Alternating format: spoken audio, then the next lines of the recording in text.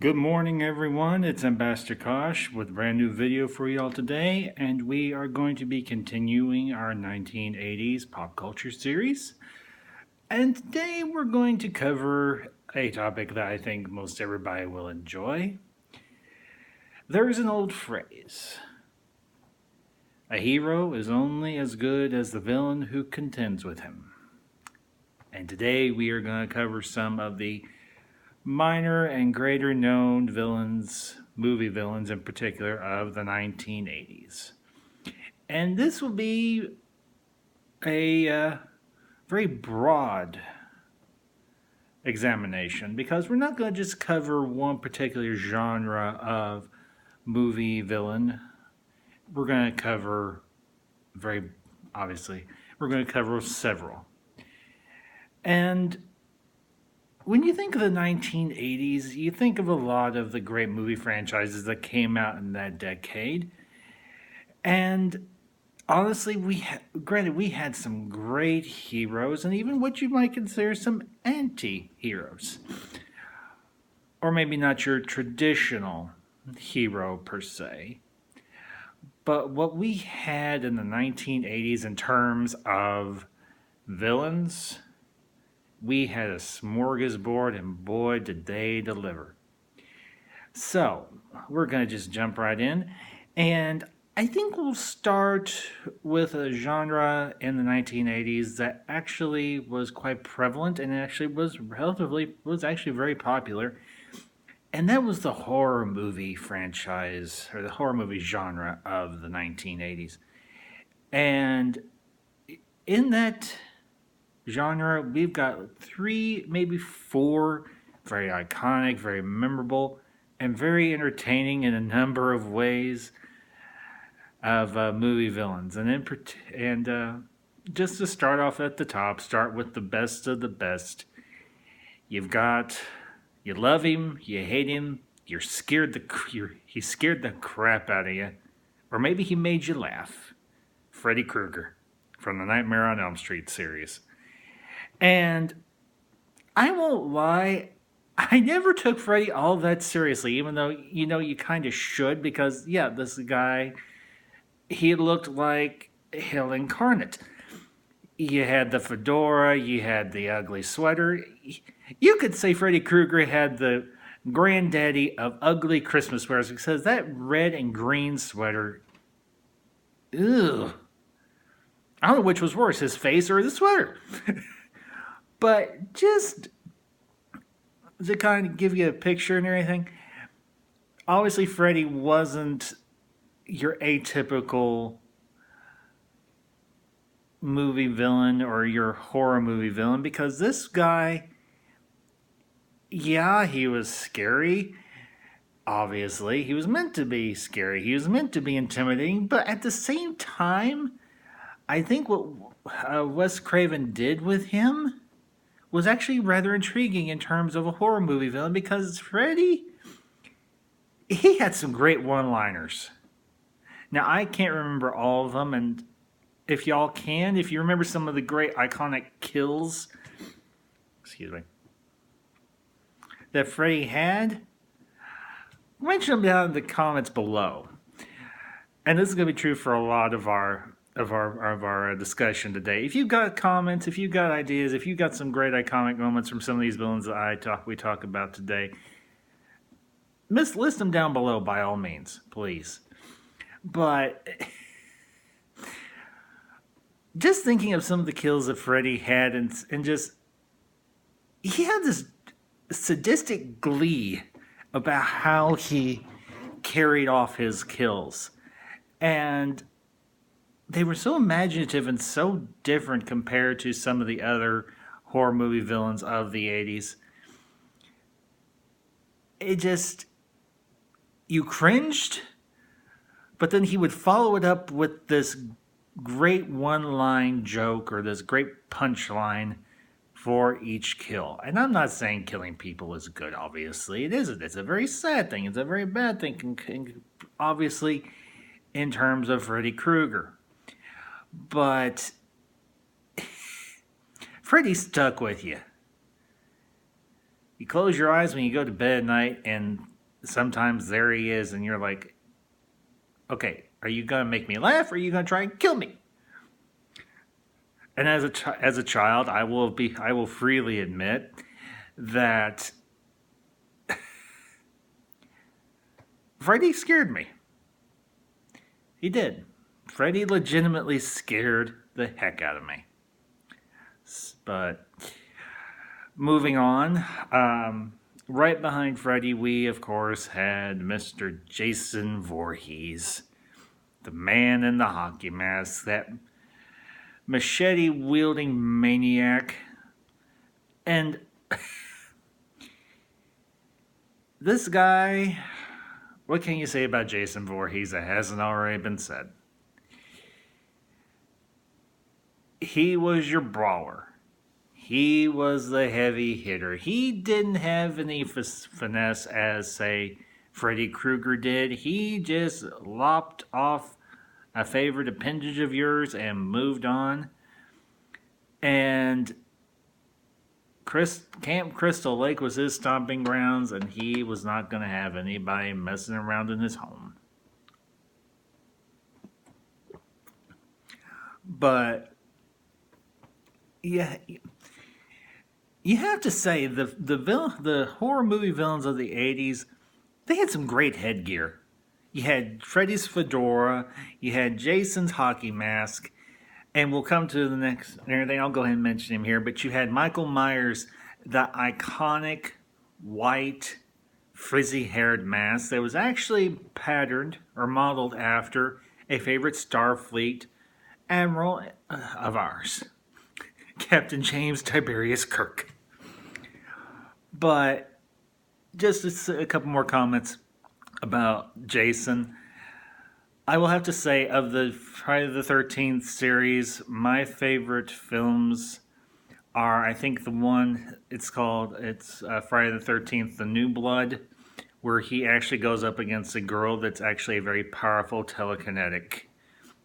For those of you who aren't familiar with the term, a telekinetic is a person who can move objects with their mind. And I think the other favorite of mine is Friday the 13th, Jason in Manhattan.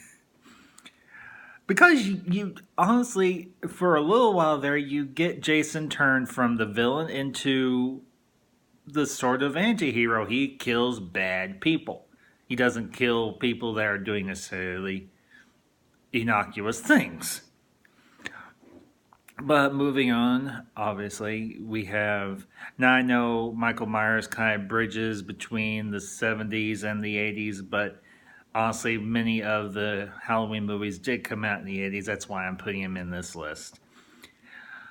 But Michael Myers, much like Jason, who was a man of very few words, if no words whatsoever, but yet, when he locked eyes with you, you knew to either run or do your best to fight. And I think Michael Myers, his body language, and even though that mask hid his face, that mask was honestly at times so expressive. You could tell if what little emotion was there, it was absolute stone cold menace. What Michael Myers did not say with words, he said with body language and facial expression, not to mention the manner in which he killed you. And of the latter two I've just listed, neither Jason nor Michael necessarily frightened me as a young child. And honestly, at times, I would look forward to watching the Friday the 13th movies or Halloween movies when they were on TV or when we had them on VHS. And no, this does not make me a creepy psycho. I just enjoyed a good slasher movie.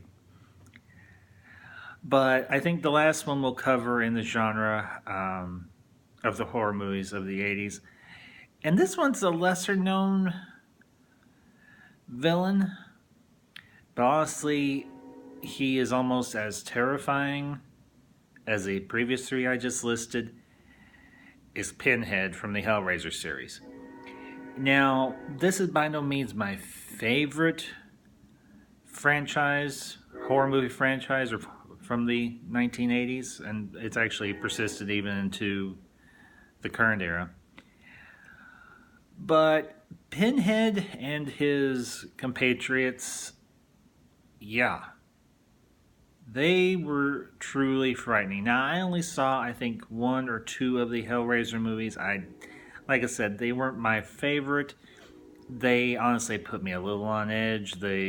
Some of the subject matter put me on edge a little bit, even as a child and even as I got older. So I kind of strayed away from them, and not to mention the quality of the movies just kind of started to go downhill over subsequent years. But still, that white pasty skin, those dead black eyes, and just the way Pinhead spoke, he was vicious, yet he was extremely articulate, which I thought was something very intriguing about Pinhead. And honestly, I think it's something that made him very magnetic, made you very intrigued by his backstory and intrigued by what he was going to do next in the next Hellraiser movie. And not to mention that the Hellraiser movies were not your strictly your slasher-esque type of movie with the other three franchises I've just mentioned. These were much more macabre, much more a gothic story and everything. And I honestly had nothing wrong with that. There was nothing wrong with that. Just like I said, they didn't overly appeal to me. But at the same time, Pinhead was a very iconic slasher or a horror movie villain from that deck, from the 80s. Moving on, I think we'll go to something a little less supernatural and a little more real life. And I think one of the great genres of the 80s was the action movie. And these had such a broad spectrum of entries and everything. It's kind of hard to list all of the great movie villains from the action movie genre or anything that took place in like a real world setting. That's something that we could easily relate to and connect with. But I think honestly one of the true greats, one of the big villains is honestly, and there's been some contention about whether or not this movie is in fact a Christmas movie or it's just strictly a action movie, and that is the first Die Hard. And this is where we are introduced to one Mr. Hans Gruber, played masterfully, I will say, by the late Alan Rickman. May he rest in peace. But Hans, he was menacing, he was articulate, he was at times funny. He was very capable, he knew how to handle himself, and he was very intimidating. And I think the fact that you had a villain here who was singularly minded in the fact that he was simply a bank robber, but he was very well dressed, he was very well put together, and yet this guy was nothing more than just a bank robber, as John McClane's wife pointed out so eloquently. Now, I might be in error there. If it was actually John and not Holly, somebody correct me down below. But Hans, he had some great lines in that movie, and he really, Bruce Willis as John McClane owned his fair share of that movie, but the other half, or another portion of that film, everything was owned by Alan Rickman as Hans Gruber. And even to this day, granted this movie is 20, 30 some odd years old, it's still riveting, even though you know how it's going to end. That moment there at the end when they're on one of the upper stories of Nakatomi Plaza, and John is trying to save Holly, and she's hanging over the edge of the window, and Hans is holding on to her for dear life, and he starts to pull the gun. You have that slow motion shot where he's getting ready to shoot John and most likely Holly as well, and you see him start to fall, and he goes splat, and you're like, yay, we won. But dang, he was a good villain. He was a good, interesting, captivating villain. But he wasn't one note. And I think that's something great about the villains I've listed thus far, is none of them were one note. Even though if some of them never spoke a word, they were not necessarily a one note villain. They were multi-layered. They were intriguing, they were interesting, and they were well written. And I think that was something that was truly great about them. But I think another action movie villain and everything is honestly the Predator. And I know we're kind of switching because this is sort of a sci-fi-esque, but at the same time it takes place in a real world setting. It's in the jungles of, I think it's Central America or South America, one of the two.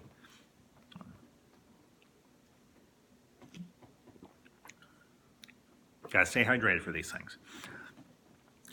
But the Predator, what can you say about him that hasn't already been said? He was bloodthirsty, almost quite literally. He was brutal. He was calculating. But he knew how to get the job done. And you have to admire the fact that this is a villain, this is a character who is a killer. But he is a villain with a code of honor.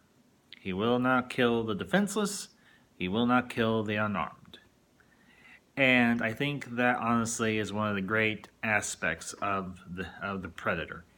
Is the fact that he will not just simply kill someone or anything. He goes after the strongest. He goes after the very best because for him, it's the thrill of the hunt and it's going up against a worthy adversary. And I think that is something that is very intriguing about the Predator, is the fact that even at the end, he is willing to give Dutch, Arnold Schwarzenegger's character, a seemingly honorable death by enacting his self-destruct mechanism.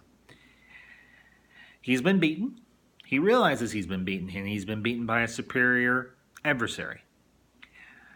And he's going to take both of them out at the same time rather than let his trophy get away, even though he has a way of collecting his trophy, as he does with the rest of Dutch's team. But that honestly, I think, is one villain right there that you almost respect.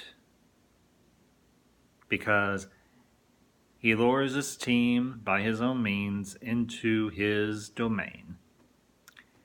And piece by piece takes his team apart until he gets down to the strongest member of it. So,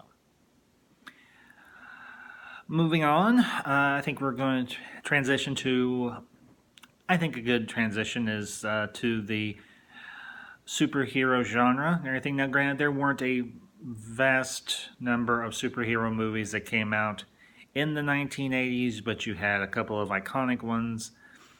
Obviously, Batman 89 and Superman 2. And we'll start with Superman 2 first. Because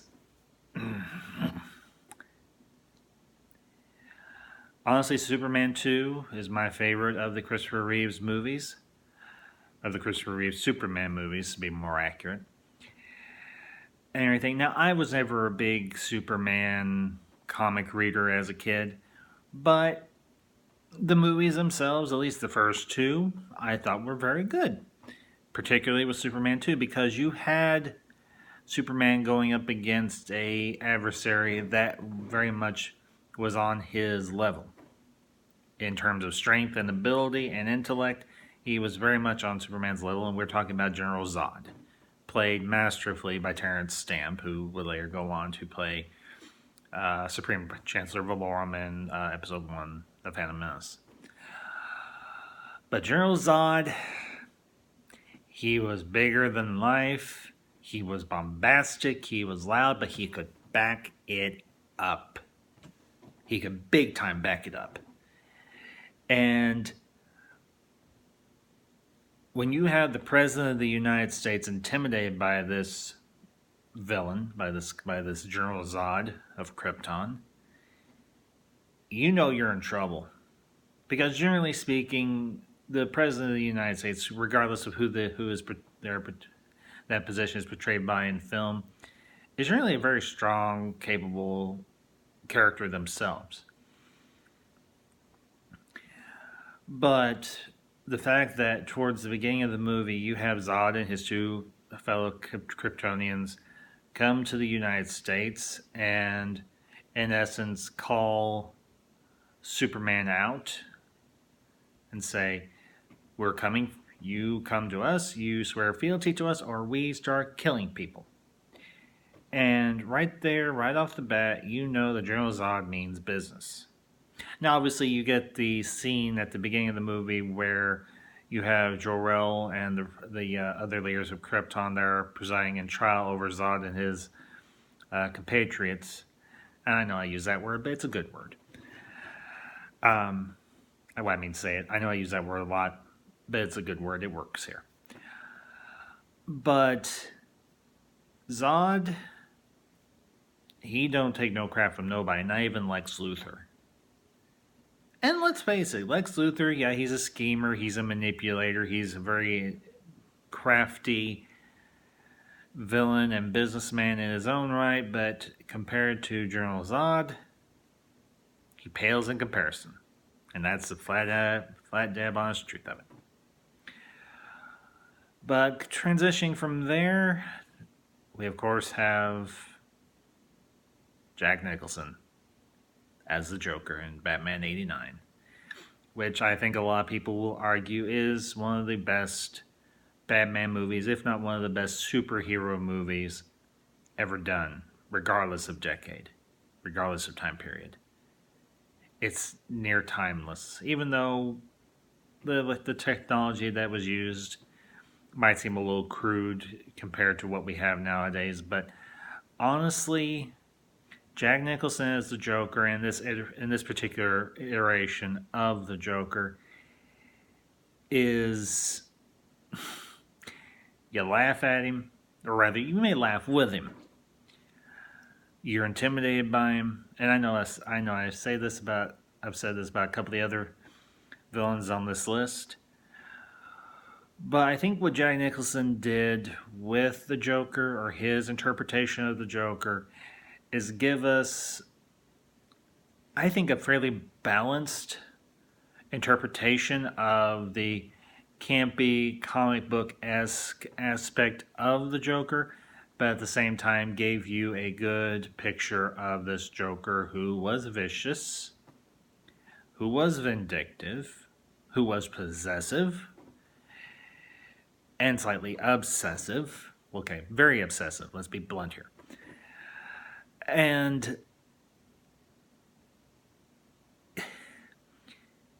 the fact that you have him linked very personally to Bruce Wayne's, Batman's backstory and origin, I think was a very good plot point that was inserted by Tim Burton in this version of the Batman origin story. Because every other iteration or every other version of the Joker that we've had, be it in live action and animation in the comics or what have you, you were still frightened by him. But I think honestly with Jack Nicholson's version of the Joker, you get the fact that, yeah, the Joker created Batman, but as he said so poignantly to Batman / Bruce Wayne, there in the church in the bell tower, Yeah, I made you, but you made me when you dabbed me into Vader chemicals. So you're just as responsible for me existing as I for you existing. Except I have more fun. And let's face it, yeah, the Joker does some crazy, wacky schemes, which is in keeping with his comic book origins. But at the same time, he's killing people, which obviously is not a good thing. And I think the fact that we still argue to this day which is the best Joker, be it Jack Nicholson, be it Mark Hamill as the voice actor of the Joker, or be it the late Heath Ledger, I think honestly the fact that Jack Nicholson is included in the same breath is a testament to his acting ability and his portrayal of the Joker in this case.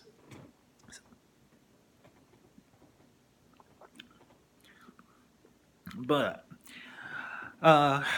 coming to our final category, and I can't cover, like I said before, I can't cover every single movie villain from the 1980s. There's just simply too many. So by all means, everybody, comment below. And just a little preview, I am going to start doing a weekly podcast next week and everything. I haven't figured out a day yet, but once I do, I will put something on Twitter, or I will make a short video announcement to y'all on here to let you know. But we are going to start doing We're going to start doing live streams and everything on my channel. I'm actually going to be doing one this weekend and everything, so stay tuned for a preview well, not a preview, but for an announcement on that. But coming to our final category, and we're going to round this out with, honestly, my favorite genre, which, if y'all haven't figured this out already, is the science fiction genre and everything. And y'all probably know where I'm going. That's fine. I know I'm probably telegraphing this a little bit, but you have arguably the best Star Trek villain in Quan Khan Noonien Singh. Played masterfully, as I have said before, by Ricardo Montalban. And I actually did go back and I watched the Space Seed episode with him as Khan. And man, that guy could act. And he created, well, I should say, the writers of Star Trek, when they wrote Khan's character, they created an icon that stands to this day. And in terms of, granted, you only have one movie with Khan, but he sticks with you. He left an impression. He has some of the most quotable lines from any Star Trek movie or any movie, period. I'll chase him around in Antares maelstrom and around perdition's flames before I'll give him up. Or at the very end, when he quotes Moby Dick and Captain Ahab's final monologue, "To the last I grapple with thee. For hate's sake, I spit my last breath at thee." From the moment he appears on screen at the beginning of Star Trek II until his very last bloody moment, he enacts his wrath and his vengeance against Captain Kirk and the crew of the Enterprise. And his wrath comes with a price, and that is the life of many of the crew of the Enterprise, and of course of our late dear friend, Larry Nimoy, Mr. Spock. Khan, what can you say about Khan Noonien Singh that hasn't already been said? He's an icon as a movie villain, and he's an icon as a character in general. But of course, not to be outdone, you have arguably two of the greatest and most iconic villains, one sympathetic, one not so much, in Darth Vader and Emperor Sheev, Palpatine, are simply known in Return of the Jedi as Emperor Palpatine. You mention those names, your blood runs cold, or you get choked up. Because in the case of Vader, you have the tragic villain, the man who thought he was doing what was best and what was right, but was led astray. And yes, he made decisions of his own volition, but at the same time he was manipulated.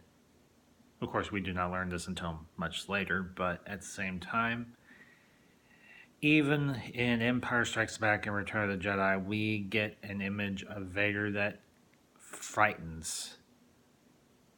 To quote James Earl Jones, he either thrills you or he scares the hell out of you. But Vader, what can you say about him that hasn't already been said? The voice turned your blood cold. When he appeared in a doorway, you froze. When you hear the Imperial March, when you hear that cold, mechanical breathing, you're petrified and yet enthralled by him.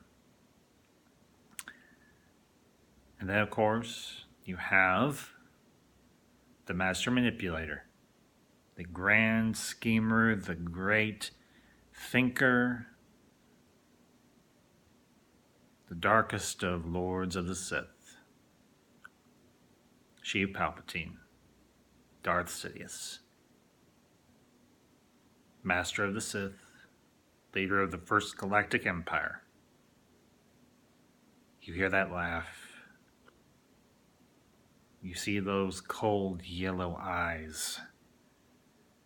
You know you're in trouble. And for Luke, and I'll stray just this for a moment here, the fact that you have Luke stand before that seemingly old, decrepit man and say, I defy you. I will not turn. I will not yield. I will not kneel. But then you see those old, gnarled hands stretch out, and bolts of blue lightning shoot from them, and that young Jedi knocked to the ground. And for the briefest of moments, you realize that all hope may be lost. Palpatine, much like many of the other villains on this list I have named, is an iconoclast. I know I use that word a lot, but I think it's a perfectly good word. He is an icon. He was masterfully played by Ian McDiarmid, both in Return of the Jedi and in the prequels, both as in his persona as Palpatine and as Darth Sidious. And you cannot help but marvel and be terrified at the same time of one of the greatest, one of the best villains of the 1980s. So, as always, folks, if you are new to my channel, welcome. I hope you enjoyed this video. If you like this video, smash that like button. Give this video a share for your friends, with your other YouTubers.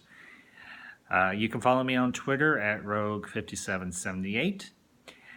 And until next time, this is Ambassador Kosh signing off.